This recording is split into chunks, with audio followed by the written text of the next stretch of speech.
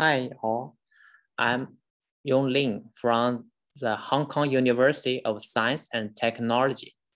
I'm here to present Bayesian invariant risk minimization. We aim to solve the out-of-distribution generalization problem. This problem arises because the RID assumption fails in a lot of applications where the test distribution is different from the training distribution. Here is an example. In the training distribution, the cow always be on the grass and the desert, and the camel is from the desert. So a machine learning model can rely on the background to distinguish between cow and the camel. However, if in the test distribution, the cow is on the desert or a camel in the grassland, then the machine learning model will make a failure here. An important work in this problem is RRM. Here, RE represents the loss from domain E, and the U is the feature extractor, and omega is the classifier.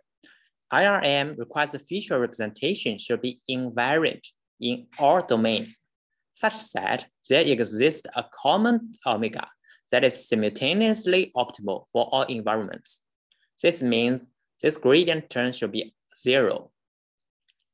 Here we found that, however found a fact that if any model U and the W bar that makes the loss equals 0, which is equivalent to memorizing the data, that can make RIM fail. Because if RE is 0, these two terms will all be 0.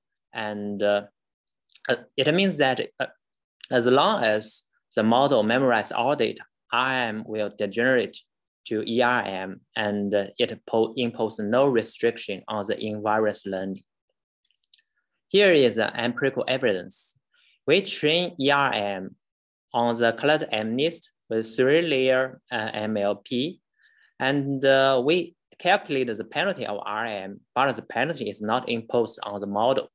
As we will see, as the training of ERM proceeds, the penalty of RM vanishes.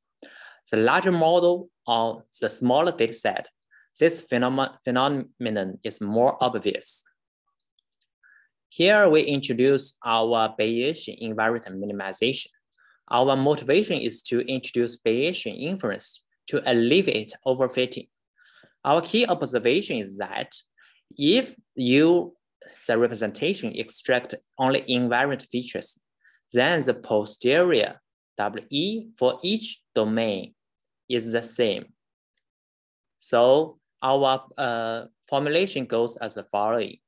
Here is the likelihood of our learned model, and the second term is the invariance penalty.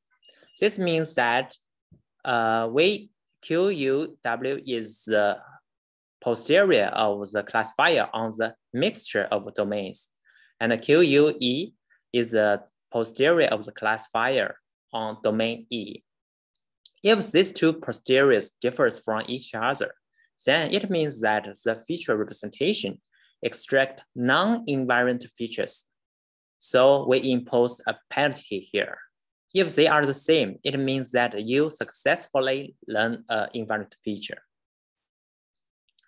We conduct experiments on several popular IIM data sets, and we compare our BRRM with popular baselines like REX, INFRAD, and RMV1. It shows that our method can consistently improve over the existing baselines by a significant margin, especially when the model size grows or the data size shrinks. We also conduct experiments on colored object and CIFAR MNIST with ResNet 18.